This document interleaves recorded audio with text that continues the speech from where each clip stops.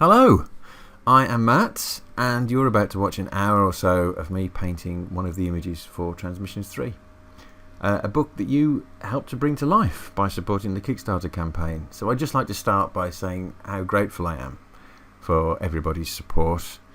This is very personal work to me, so to have so many people get behind it really is brilliant. I can't believe we're on the third book with 2 little blueprint sketchbooks to accompany them. A fourth will be on the way, I hope. So thank you very, very much. I hope you enjoy the video. The painting took 4 or 5 hours to complete in total. So the video is obviously sped up. I think we're at roughly double speed, which brings it down to an hour. After I've edited out any long periods of inactivity. I'm recording the narration obviously after the event, so I'll do my best to keep that hour as entertaining as possible, but if there's nothing much to say, I might just go quiet for a little bit, but we'll see. There's no grand plan here. I'm just going to waffle on essentially, and respond to what's going on screen. I do find it's quite interesting to watch my own work back sometimes. Usually I see lots of things that I should have done differently or better, and I'll try and be as honest about those things as I possibly can. But enough of that, I'll start talking about what's on screen. Obviously the sketch has progressed while I've been burbling away. This is a slightly unusual sketch process in that I'm working predominantly with lines. You can see I'm quite a messy sketcher, and that's why I often work with shapes first rather than with line. Line is usually just to sort of feel out the big masses of an image, and then as quickly as I can really I'll start to try and place shapes. By that I mean using a big brush to block in areas. But with this particular image, because I knew that I wanted a fairly bulky robot, that means lots of details, lots of aspects of his design were going to be overlapping, so it's not really appropriate to jump in with lots of big shapes. I wanted to make sure that I had the pose just right. It's very important with the robots that their stance, their pose is as communicative as possible. They don't really have any direct emotion expressed in the face, so everything is implied in these images. There may be an implied expression on the face if I angle the eyes or maybe suggest a mouth, but most of the mood which informs the emotion of the character comes from their surroundings, from their stance, from the lighting. It's all in the mix, but getting that pose correct is really important.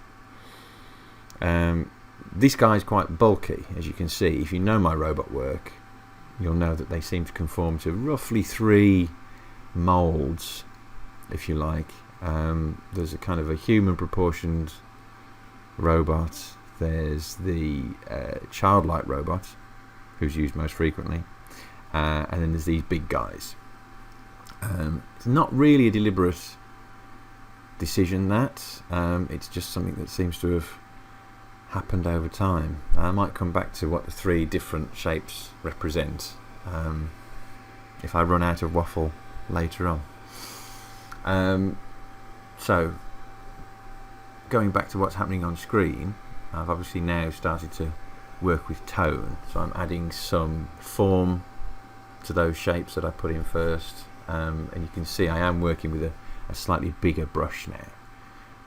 It's one of the advantages of working digitally, I find, is you can really, it's a very workable surface. I can paint and repaint areas over and over again until it's just right, and it means that I can just as easily make a very heavy opaque stroke as I can a light wash with lots of transparency. And that flexibility, I think, really appeals to the way that I like to work with the robot work, and actually with lots of other stuff, or lots of my illustration work. When I start sketching, there's obviously the kernel of an idea. I've got the basis of what I want to get across, and usually a sense of the composition, but it isn't really until the stylus hits the screen and the first marks appear that the creative process really starts. I like to have a good think about the options first, but I don't really tie myself down to anything until shapes have started to appear on the canvas. That's much more exciting for me, and I can try things out very quickly, pull things around. As you've already seen, there's been a couple of occasions where I've used the lasso tool, the John Lasseter tool, the lasso tool, I believe it's called, to select areas of the images and just pull them around slightly. I don't think, unless something dramatic happens in a moment or two, there was a great deal of major change as I created this guy. But often there is. Often I'll reach this sort of stage that we're at now, and maybe change the arms completely, move things around, or just can the whole thing and start again. Often painting almost the same thing the second time, but with sort of a more direct approach. I think sometimes if I've laboured over a pose, laboured over a character, a composition, it gets stale. So I might start again, create the same thing, but more quickly and with fewer marks, and somehow that keeps the energy in there. I'm not sure. This is what's fascinating about talking about this work, for me at least. I hope it's at least mildly interesting for you, is that I don't really articulate these thoughts while I'm working. I'm in a complete trance, really, once I start doodling. I think there must be stuff going on in my brain, but I'm not aware of it. It all seems to be happening subconsciously, particularly actually when I'm working with the robots. This stuff just comes tumbling out, and my arm is almost possessed, doing its own thing. I guess that's as a result of lots and lots of time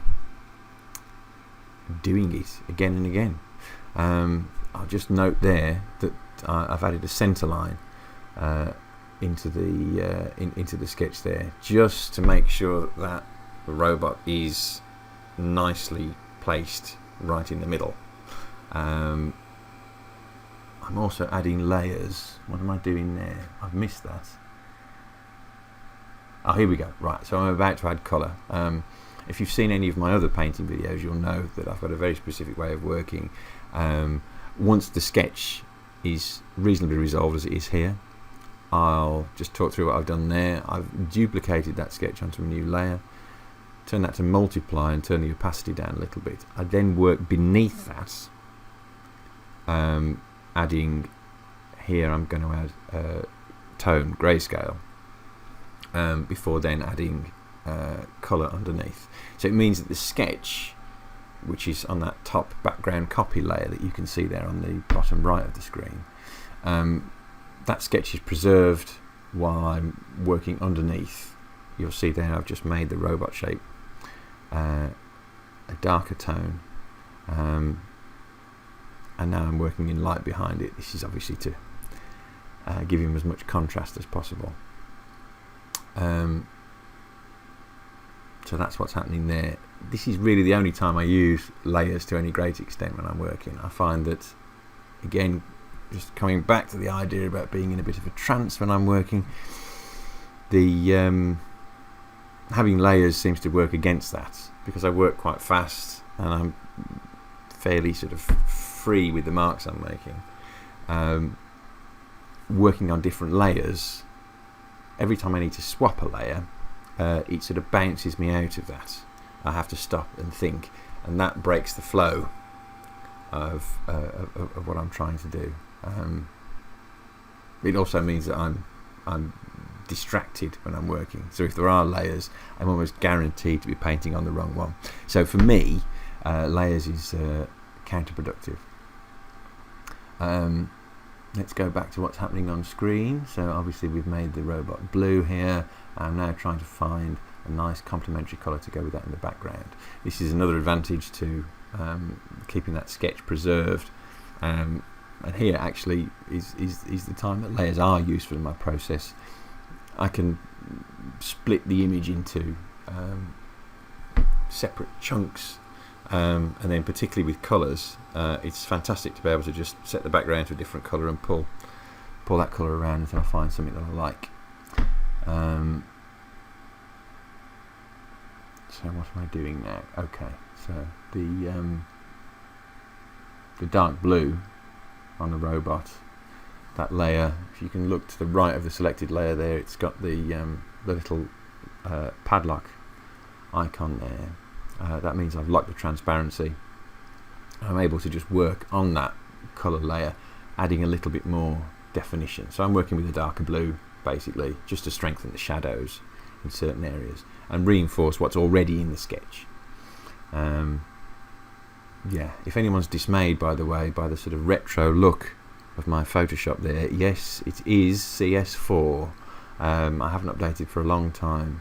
If you can hear some faint whining in the background, that's actually my PC struggling on a fairly warm day. Under my second desk to my right, of course you can't see it, there's a new PC which has been sitting there for around about 6 weeks now, waiting to be plugged in.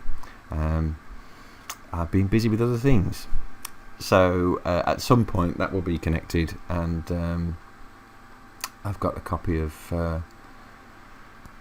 Photoshop CC to install, which I'll have fun playing with. I've already got that actually installed on a Microsoft Surface, and yeah, looks like a good thing. Although I really just use the paintbrush, so there aren't that many innovations. I hope they haven't changed the paintbrush too much. I'll find out. So as you can see, I'm still working on that blue layer underneath, but now rather than adding shadow, I'm adding some lighter tones. Again, just working with the pattern that's laid down in that sketch, just to kind of boost his form there. Before too long, I expect I'll flatten it all down, and then the fun can start when I can start sort of digging into the painting proper. So now I'm working in the background a little bit. Again, just reinforcing what's already there. The robot pieces, as you may know, often there is some kind of a setting, some sort of context in the background. But I only really add that if I feel that the atmosphere I'm trying to get off really requires it. Often I think it's better if the background is very, very simple, and it really focuses the viewer's attention then on the robot, what the robot is doing or may be doing, and then sort of projecting some sort of emotion onto them. It's odd, they seem, I think, to be more effective the more simple they are, and it's something that I think, I suppose that's it's kind of a design thing. Good design tends to be very, very simple. It's just a clear line of communication, and I think that's often what I'm going for with the robots. I mean, not consciously. I don't sit down and go, right, time for a clear line of communication. I sit down and I start drawing a robot. But I think I'm trying to keep the design as focused as possible. I think if something's there, it's there for a reason, to try and support that atmosphere, that mood that I want to create. That explains, I think, why the robots are generally quite simple in terms of design. They're usually sort of roughly humanoid shaped, and that's why the face is always so simple, I think. Adding too much stuff there would really break the way they work, I think. Not that I really understand how they work, but it doesn't feel right. It feels like they need to be as simple as possible. And it's I think it's a good approach, whatever you're painting, really. If something doesn't need to be there, then don't put it there. I think stuff has got to justify its inclusion in any image. So we've reached the stage now, as you can see, that the image has been flattened. So you might see me use layers here and there as we progress, but basically the whole image will be painted flat now. And what I'm doing is, because I've spent some time preparing the image, so to speak, a little bit of boring legwork, adding those colours, getting the background right. I've got the bones of the image in place now. There isn't much else to solve. The next stage really is a stage that I find fairly dull, which is just tidying things up. So the next few minutes, perhaps half an hour or so, might not be all that exciting. But you can watch what I'm doing. It's a case of tidying those edges up, and really just pulling detail out where it's necessary. So the way I'm doing that is simply by colour picking onto the image, and then possibly modifying that colour very slightly, make it brighter or darker, whatever it might need to be, and then just working straight on top. I tend to work with a fairly heavy opaque mark, usually with a texture running through the brush, so that as I work it's building up some sort of interest on the surface. You can see some of it's painted. There's a few little dinks there on the shoulder on the right, and as I progress, I expect I'll pick out those bits of detail with a highlight.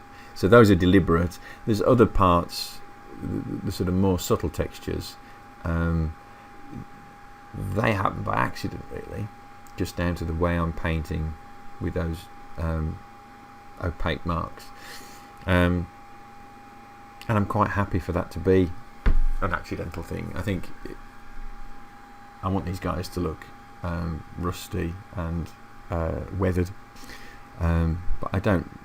Rusty and weathered is fine. I don't need control over where every little pockmark and pitted area of corrosion is. As long as they have that look, that's fine. And towards the end of the video, right at the end in fact, I'll zoom in and I'll show you how untidy the painting is when you look at it closely. But that's fine for what I'm trying to achieve anyway. So yeah, it's just refining those areas now. Some of the adjustments, as you can tell, are quite subtle. I'm not even sure where I'm working there. I'm working on his head.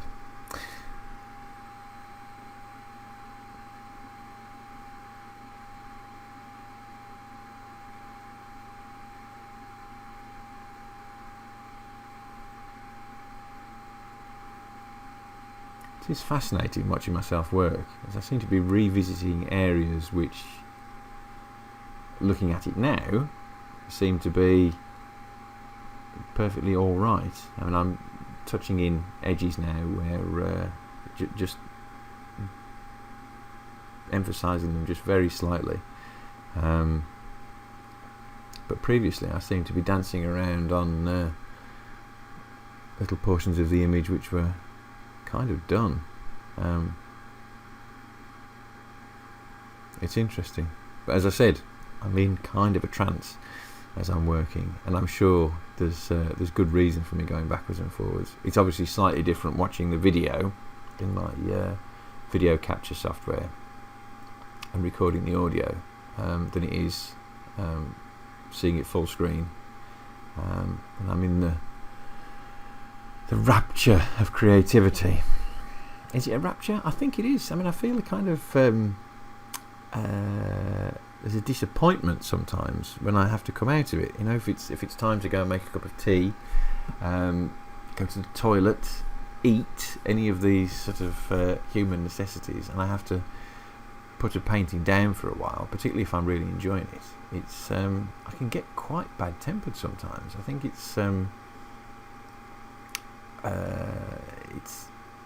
it's definitely something that nourishes me deep down.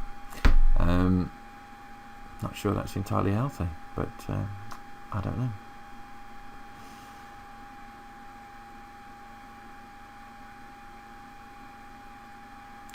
So what's happening now? Just more noodling. Yeah, I'm just balancing those edges, you can see. So it's partly tidying them up, and it's partly controlling them to define whether they need to be hard or soft.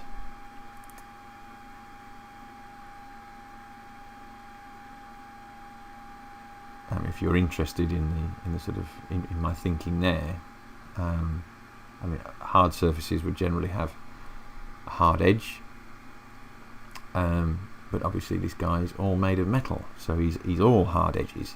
So some edges relative to others might be softer in order to create a kind of a hierarchy of interest. So softer edges will tend to be pushed back, and then the harder edges will be things towards the front and areas where I want the viewer's attention to rest.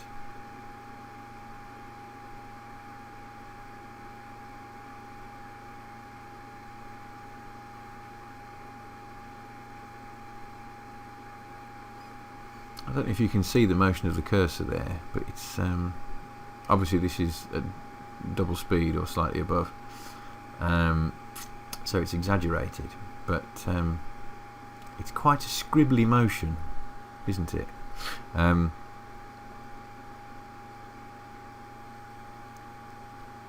when it's doing that scribbly backwards and forwards thing, I'm pressing very lightly, and that allows a lot of the texture to come through. So what I'm doing there, it's the digital equivalent of a kind of a dry brush effect. So as I scrub backwards and forwards, it's just depositing a little bit of very light texture. So I should explain how the brush is set up. The harder I press, the more opaque the stroke becomes, but also the less texture comes through. So a full pressure mark will have no texture showing through at all. A very light mark will be slightly opaque, slightly transparent, but it will also have a lot of texture coming through. So I can make a heavy mark where I want a solid opaque mark, and then I can then work out of that with a lighter touch to kind of feather it, but there'll be some texturing in that feather. So as you'll see on the arm on the left there, on the forearm, I've just gone across with a lighter blue. At some point, I hope I will temper that slightly, and I'll soften that edge off by working over the top, and you'll probably see that it will be that scribbly backwards and forwards motion as I'm just sort of lightly rubbing over the top. It's interesting. I mean, these are all techniques that I used in the days when I used to paint with acrylics. So that's basically what I've tried to do is bring my my acrylic painting technique into Photoshop. Acrylics, of course, can be a real pain to blend. So my approach always was to lay down fairly opaque marks, and then use a dry brush type effect to soften those edges off.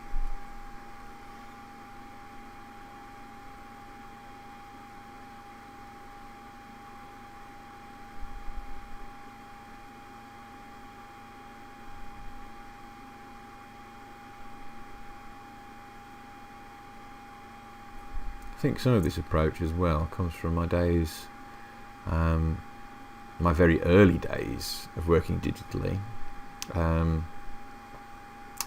when I used to use Deluxe Paint on the PC and on the Amiga, and before that various painting programs on the Commodore 64, to work with pixels directly, and that was a very similar approach actually. I'd place shapes, blobs of pixels down, different colours, and then use a dither to blend between them. I think subconsciously at least there's still that approach in the way I work. So shadows, highlights and areas in between are thought of very much as contours almost. So you've got bands of colour. Looking at the robot's head for a moment, there's a kind of a highlight at the top. Outside that there's a slightly darker grey, then another slightly darker grey, then it moves to blue, and then you've got the kind of edges defined with an outline at the moment, and in between those contours I suppose you've got some texture to feather between the two and blend it into a smoother shape. Interesting, I hadn't thought that before. So this is a live revelation. It looks like I've also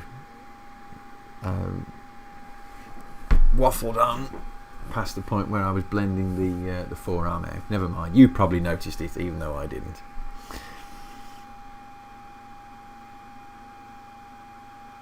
You can see now it's been about 10 minutes I've been in this sort of refining stage, and already the robot's shoulders, body, that forearm on the left, or in fact the whole of the arm on our left, is, you know, close to tidy now.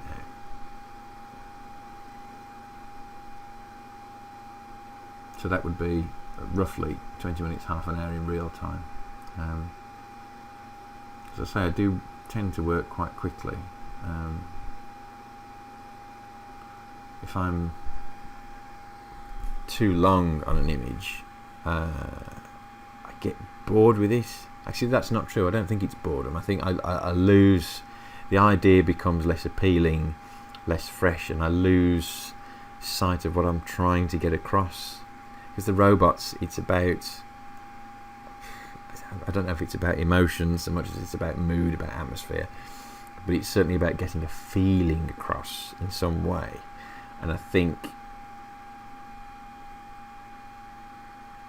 I can lose sight of the feeling that I want to get across if I'm working on things for too long, and if they're overworked as well. Something about what makes them work seems to go away.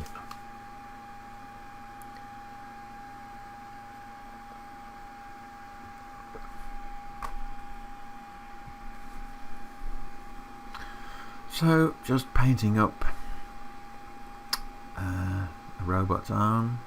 It's not the most exciting dynamic video, is it? What are you doing while you're watching this? Are you watching this? Perhaps you've got it in the background and you're just listening to my voice, in which case it doesn't matter that the painting side of things is a bit dull. I don't know. It does interest me what people do while they're watching these painting videos, because there's a lot of them out there. I can't imagine. I mean, this is an hour and 10-15 minutes long, this video. That's kind of the length of a TV show, or even an older movie. Do you guys sit down and watch people paint rather than watch a movie or an episode of Game of Thrones? I'd be fascinated to know if you care to send me an email. It is very relaxing, I must say, even though I'm watching myself and I'm sort of slightly cringing at how long it's taking to do some of this stuff. It's quite soothing to see these things sort of slowly coming to life before me. Usually there's a hand with a pen in it, in the way. But I don't know if I'd particularly want to sit and watch somebody else paint for an hour or so. I think after 10-15 minutes I'd want to skip to the end, and I would probably be so sort of inspired by what I was looking at that I'd want to go and paint or draw for myself.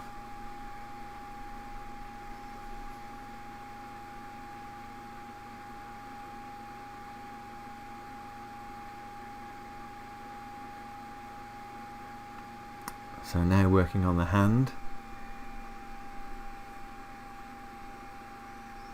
It's difficult to contain my excitement over the thrills that are unfolding before our very eyes.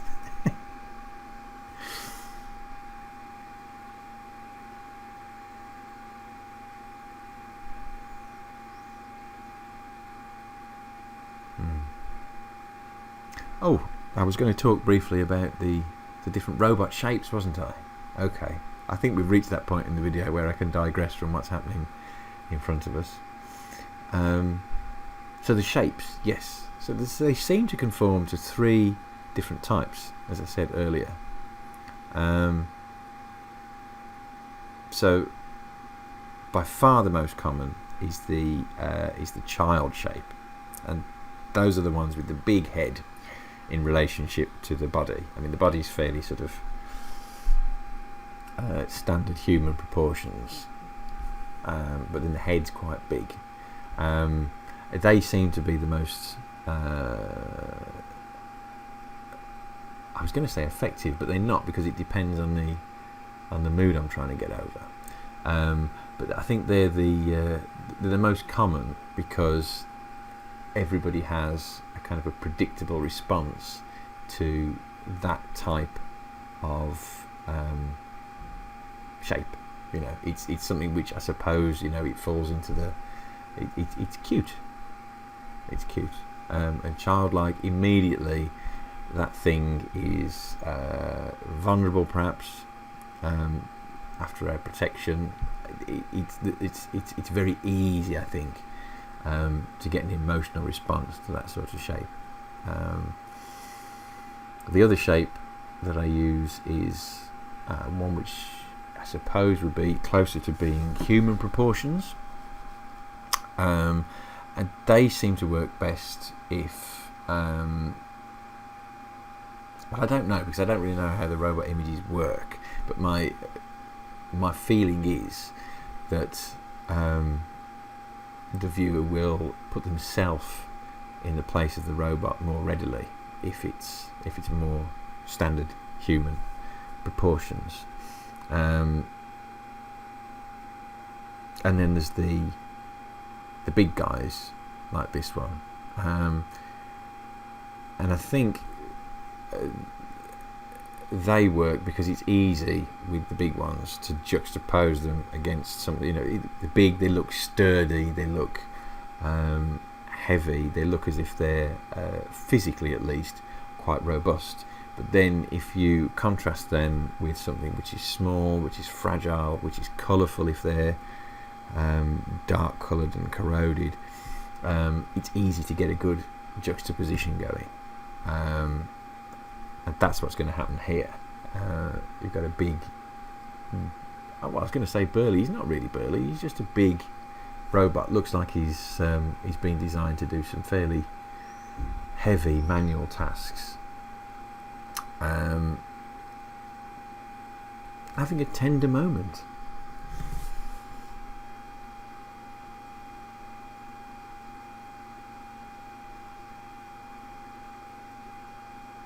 I do wonder if, well, I sometimes wonder if I've plateaued with the robots, with this sort of, because there's definitely a repetition in the design of the robots, to the extent that some people seem to think that some of the images feature the same robot. They don't. Every image is of a unique robot, but I freely admit that many of them look very similar. And I like the fact that there's kind of a family resemblance there. I've tried a few images where the robot design is more is sort of further away from the sort of the style centre, if you like. Is a bit more out there, and they just don't work, and I'm not sure why that is. But yeah, it's as if they're all made in the same factory, and I kind of like that. It means that helps to make it feel as if they are all inhabiting the same world, although I'm not entirely sure that they are. I'm not going to get into a big long monologue about what the robots mean or how I understand their world works, because I don't really understand what's going on. I'm really just feeling my way with them, and I quite like not knowing exactly what's happening and what they're doing and whether they're all in the same world and what that world might be like if they are.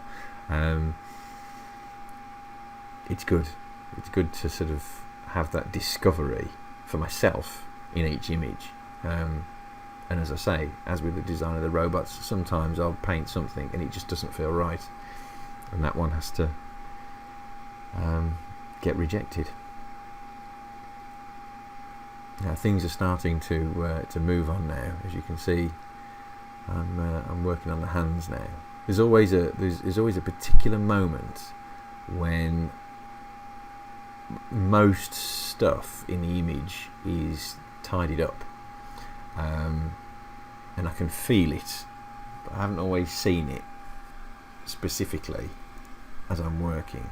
But there's a moment when I know I've done all the mechanical stuff, all the rough edges are tidy, and I've solved all the problems that I can see at that moment. And there's a kind of a little ping noise somewhere, or a light goes on or something, but there's a definite event in the painting, where I can see that it's I suppose what it is, it's like going over the brow of a hill. So I feel up until that point in the image, it's work, and I'm pushing to mould it into a particular way and make things behave the way I want them to, and things to look the way that I imagine them to as I started to draw them. And there's all this stuff, and I'm wrestling with it, and then there's this sudden moment where it all sort of clicks into place, and from then on it's set, and all I'm doing then is really working within that framework. That's a nice feeling.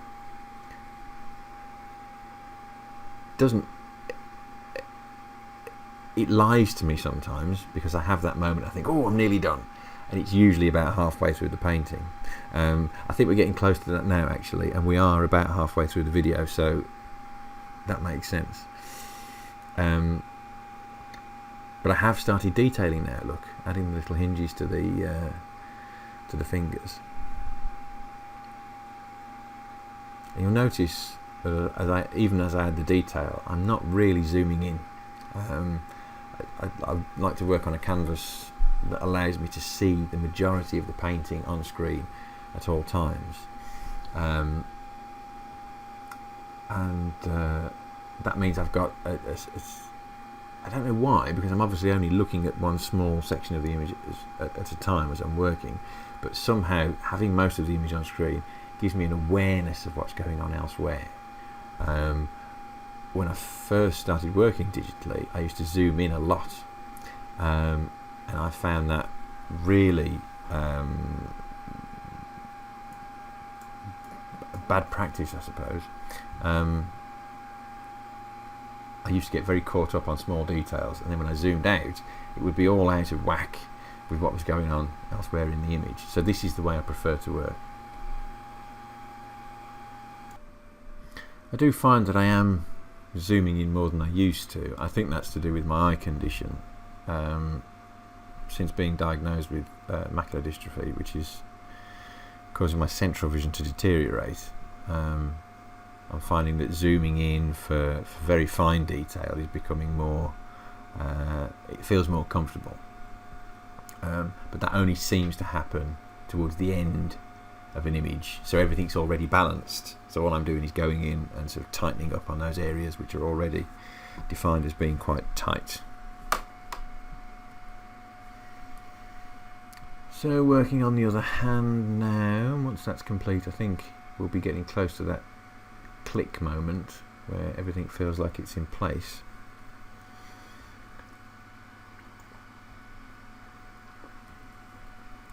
You'll notice that on this guy, he's very round. There's a rhythm to the design, you could call it. So his head is round, his joints are round, he's got a round plate on his chest, and there's a roundness to everything else, really, with the exception of his fingers. Why is that? Is it an oversight? I've made him round everywhere except for on his fingers? Well, it's not.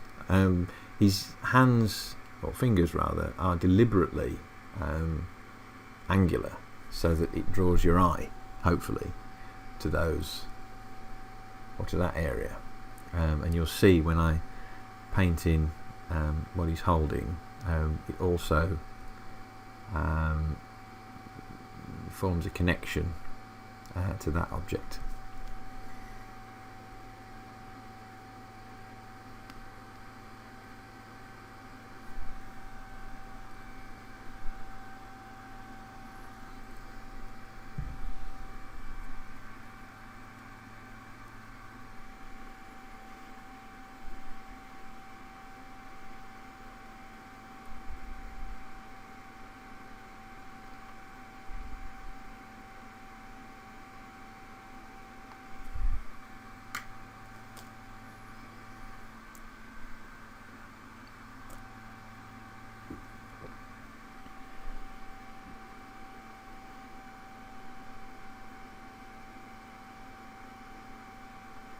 Just giving you a long period of quiet there, just to contemplate the earth-shattering knowledge that I just shared.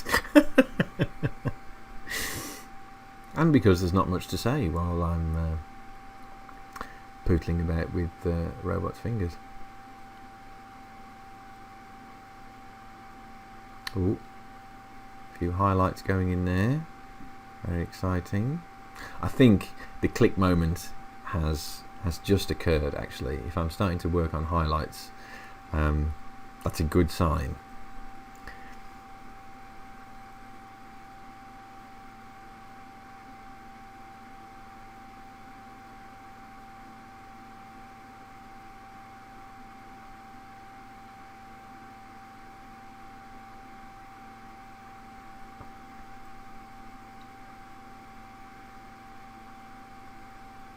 I wouldn't normally, by the way, leave an area unresolved, like the object the robot is holding. The idea as I was painting this, having decided what he would be holding, was to leave it undecided and then paint it in right at the end, so that an audience for this video would be delighted to discover what the robot's holding. Obviously, the image would be revealed at the end, but of course by the time you see this video there's every chance that you'll have seen the image already, so that effect is lost slightly. But yes, I should say that it's bad practice to leave an area like that. Well, at least in my view, it's bad practice to leave an area like that unresolved. In fact, historically, whenever I've done that in a painting, they're always the paintings that I like the least. I want to get everything in and decided on at an early stage. That's really the process, I suppose. It's with all painting, you're solving a very extended series of problems, and it's nice to have as many of the big problems sorted as soon as possible. And that's really what the sketch stage is all about. This is obviously a very simple image, but it applies as much to this as it does to a scene of flaming demons fighting magical winged unicorns spread over 3 meters or whatever it might be.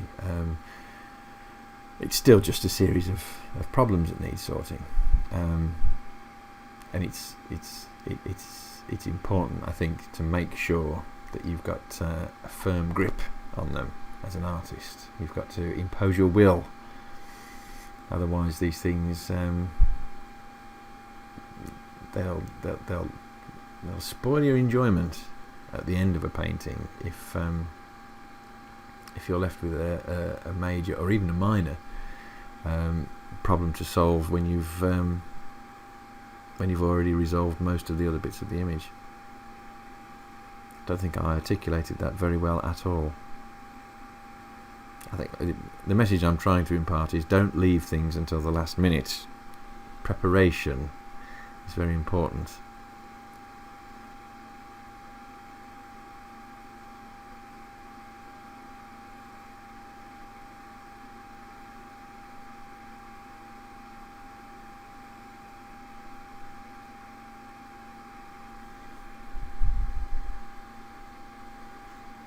So I think I'm probably enjoying the state of the image now, just from the point of view of most of the boring stuff now being out of the way.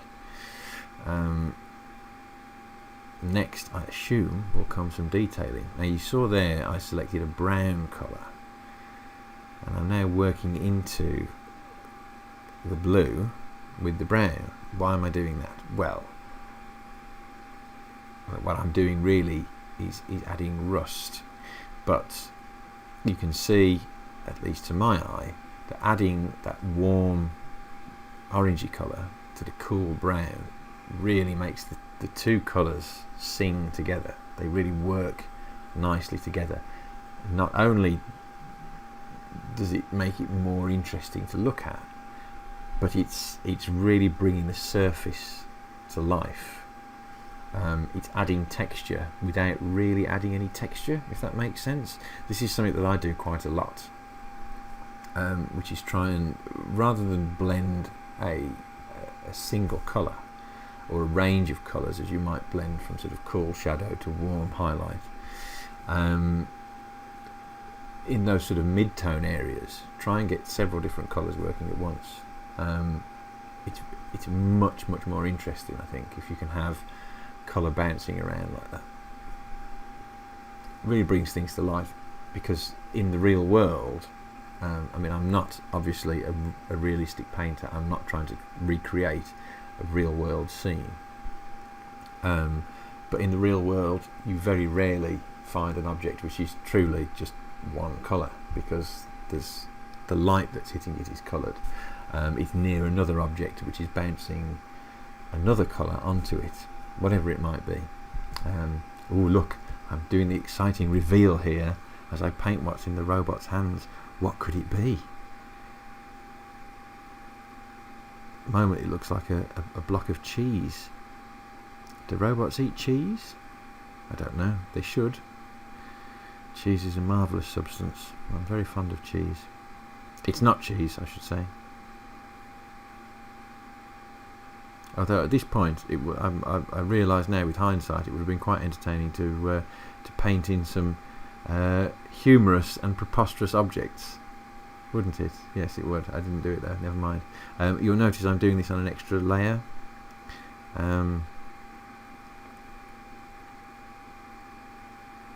That's so that if I mess it up terribly, it's easy to fix. I won't have drawn all over his hands. So again, you can see there's different colours there. It's not just a yellow box. You've got yellow and orange there. They're very subtly different, obviously, but still, it's it makes the surface much more interesting.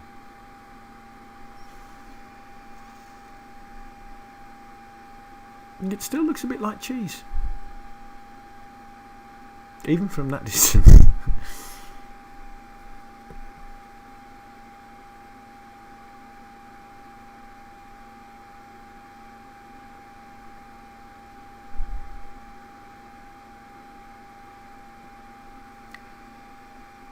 It's nice to have a balance of colours as well, and for colours to call each other out. So knowing that this object was going to be orange, knowing that it was going to be cheese coloured, that's why I added some of the orange into the blue, so that it's not completely alone in the scene. I think the big bit of orange, the object in his hands, is also drawing the orange out of the blue, if that makes sense. At least that's how it feels to me.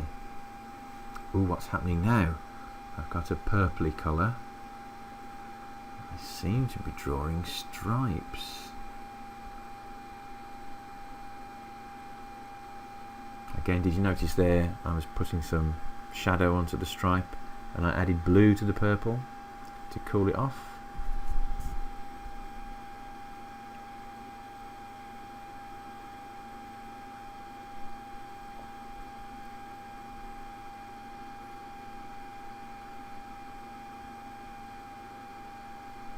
So I've become distracted now, and I'm adding a 2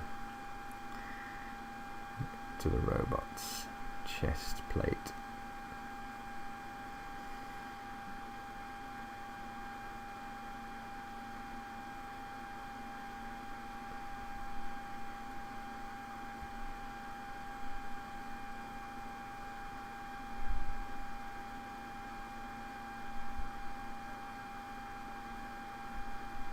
I was just about to say that 2 doesn't look very comfortably placed, so I'm glad I've just adjusted that. That's much better. Well done, Matt. What's happening now?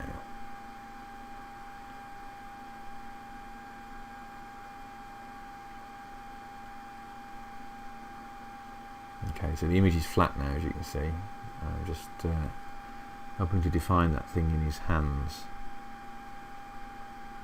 I think it's probably fairly obvious that it's a gift, a present. Now again, calling the colours out elsewhere. So I mean, it's unrealistic to have that much warmth bounced up there onto the robot's head, I think, but it just reinforces that he's looking down at the present. Perhaps it's saying something about the present getting into his mind, his head. I don't know. What's happening on his shoulders now? Oh yes, of course. Studs. I do enjoy a big stud, rivet.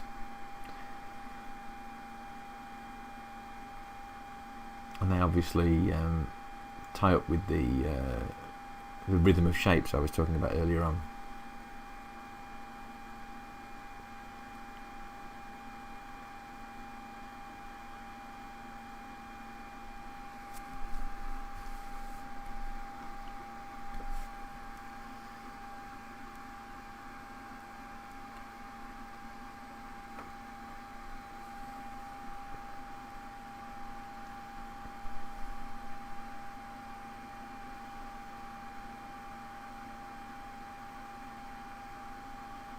Is that enough studs? Surely it's not enough studs. Go on, put some studs. Here we go. Studs on the arms. You've got to have a stud on your arm.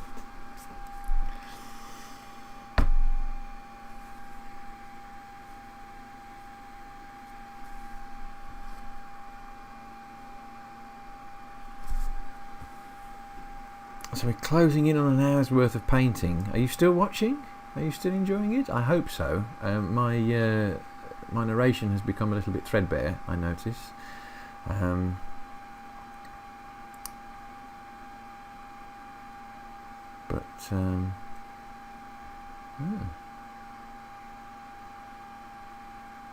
expect you're quite glad of the break.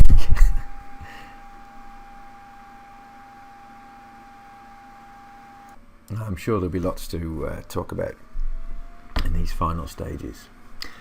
So what's happening now? Refining the head. I'm sure I'll be looking at doing his face before too long. The most important part of these robot images, as they tend to be the focal point.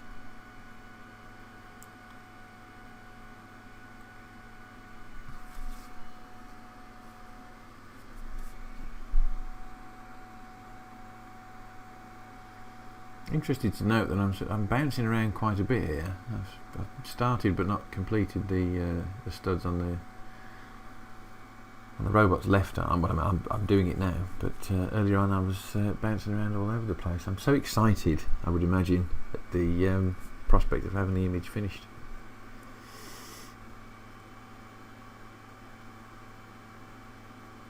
I mean, that's true actually. There is a certain euphoria that kicks in around the end of one of these paintings, mixed with trepidation over whether or not the image is actually going to be any good, because it's not until I step back and have a look that I've really got any concept of how successful it's been.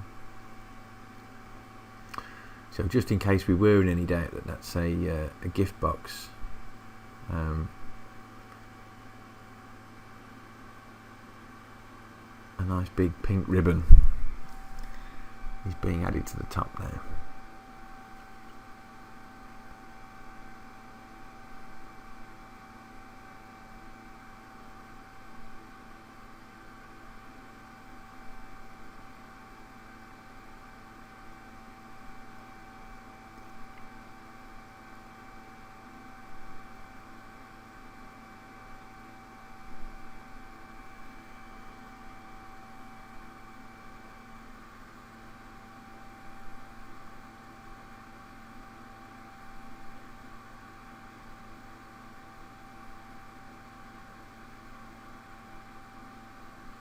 I seem to be spending an awfully long time painting a short strip of ribbon. Hope the rest of it doesn't take this long. But it's fascinating. I wonder why that's taking so long. This is me just talking to myself now. I wonder why that's taking so long, relatively speaking, when the rest of the image came together so quickly. Possibly because this is an area that I've left until the end. I did say it was bad practice 10 minutes or so ago, didn't I?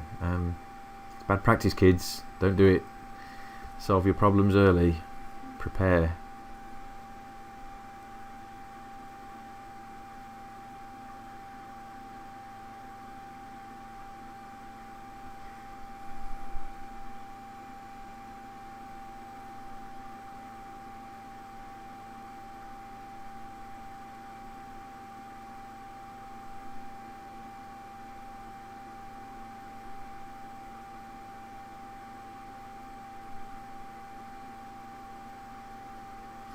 Right at the start of the video, when I mentioned that I often draw with or sketch with shapes rather than with lines, you can see a little bit of how that works here.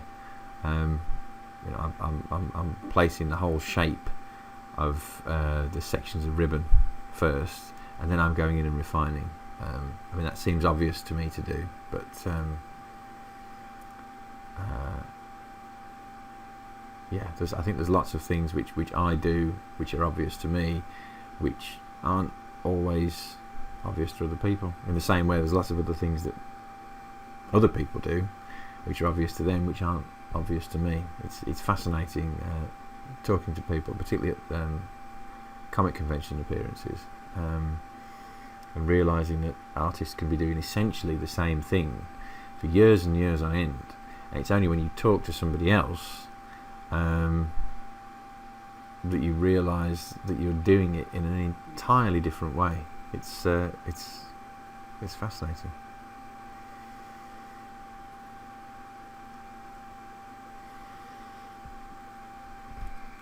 Okay, so it looks very much as if the gift box is just about done. Oh no, I'm going back to noodle some more. It's FaceTime, I think. Nearly. Adding a bit more colour up there. Maybe bringing some purple in. Go on, Matt, put some purple in. Oh no, put the purple on the 2. Fair enough. But again, it's calling the colours out. You see, so I'm adding just a little bit of colour there, bouncing around onto the blue underneath the number panel.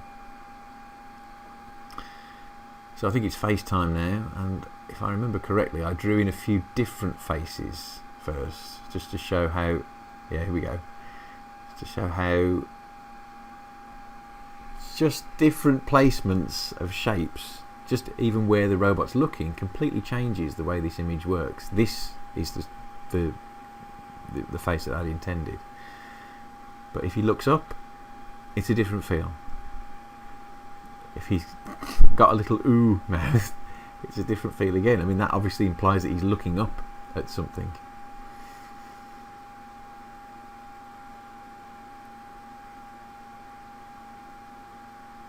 So it's fascinating. I mean, I didn't show it in this one again, so there's a reveal at the end, but the face for the robot is nearly always decided right at the beginning, because it makes such a difference to the way the image feels. So this one, we've got 2 eyes, and I said earlier that sometimes there's an implied expression because of the angle of this guy's head.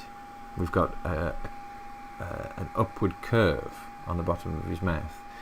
So I'm going to, in a moment, I think, give him a slot at the bottom of the head. Now it's a purely functional thing, but beneath those 2 dots we obviously read it as a mouth, and because of the angle of that curve, there's a slight upward angle to the corners, so it has the feeling of a very, very slight smile, or at least that's the intention. Obviously implying that number 2 here is quite pleased with what he's got in his hands.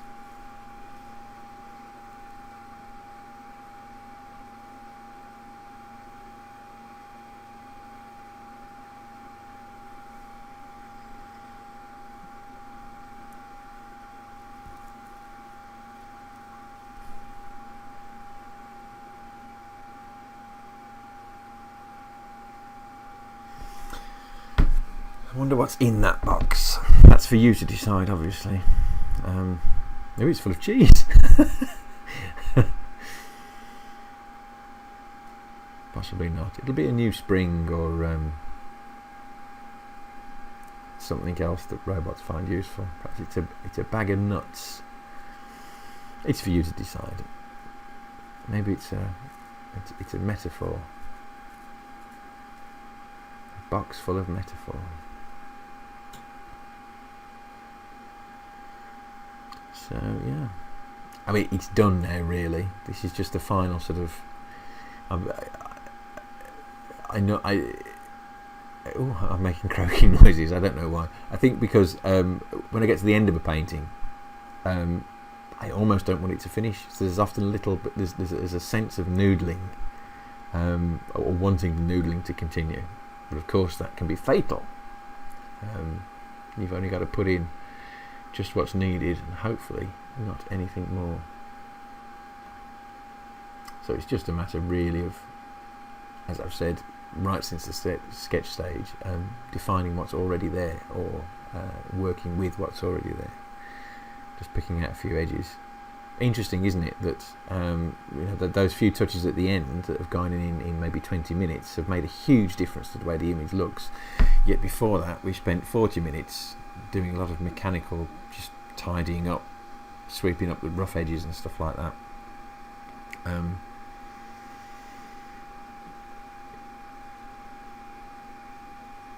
wonder how much of the tidying up was actually necessary. Well, it's not necessary. It's only as necessary as if you want to present a relatively tidy piece of work. And as we'll see in a moment when I zoom in, though these things look tidy when they're printed and viewed from a distance or viewed at online resolution, they're really quite messy. Did I say messy? I meant painterly.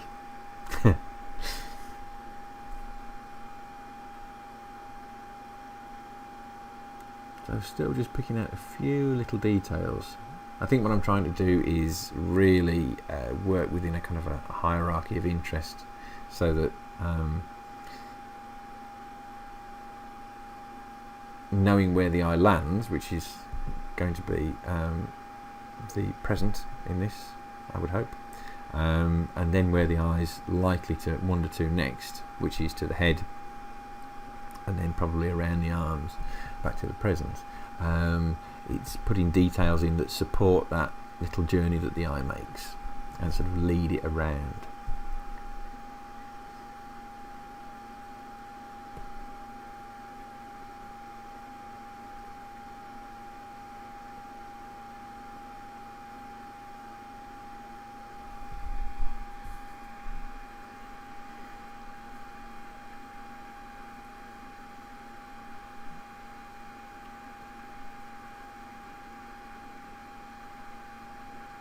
I was very pleased with this image. It was, I think, partly inspired by the success of the Kickstarter for the Transmissions 3 book. Possibly inspired the title, which is Gratitude. I can't tell you exactly what I was trying to get across, because that's unknown to me. I've got a feeling that I'm trying to get across all the robot pieces, but I can't articulate it exactly. And I think it should be left open to interpretation. Much more fun that way.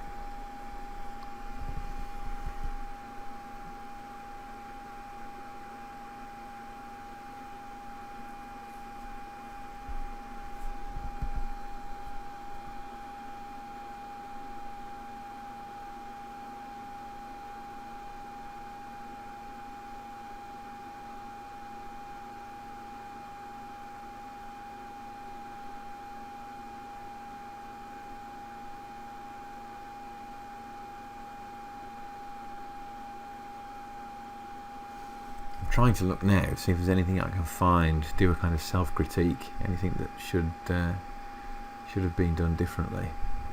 Although I realise now, having said that out loud, that if I don't come up with anything, I'm kind of saying, yeah, there's nothing wrong with this, it's an amazing image. I'm not saying that at all, obviously. But actually, there isn't anything which strikes me as being wrong. Perhaps the angle of the gift could have been slightly to the left, so that it sort of points up towards the robot's face a little bit more. But actually, the reason it's so vertical is that so that it stands out.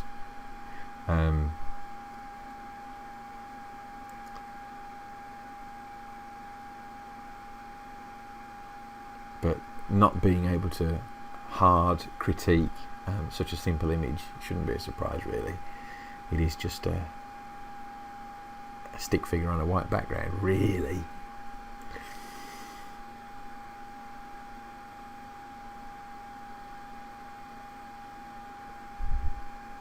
Oh, blimey, how much noodling am I doing?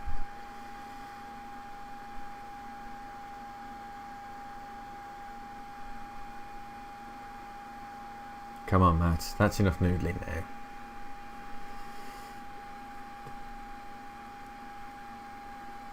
The trouble with the noodle is, once you've noodled one bit, you've got to noodle the other sections as well to keep them balanced. Yeah, there's a cycle of noodling. It's not healthy for an artist. I'm noodling the background now. Actually, that is important. I do like a nice textured background. It's a great pleasure of mine working on those nice cloudy textured areas.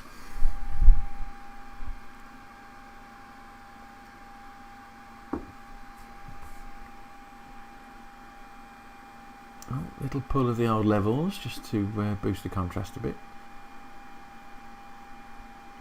and I think it's pretty much done. I keep saying that, then I go back and do something else. This is the final section now, I think, where I'm just, yeah, and quite rightly,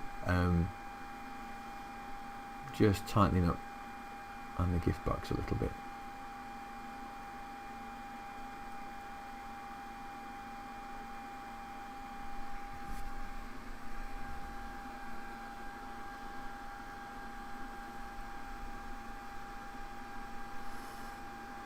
That's it. I think we're done.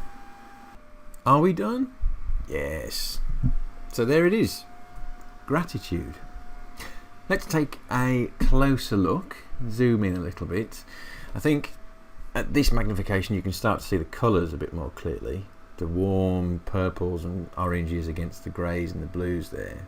And as I zoom in a bit more, the texture's more obvious, and so are the messy brush strokes. I really like that finish, that sort of painterly effect. Much more lively and interesting to my eyes. So there you go. Thanks very much for watching. I hope you enjoyed the video. If you want to see more of my work, you can find me at mattdixon.co.uk and on Facebook, Twitter and other social media outlets. Cheers!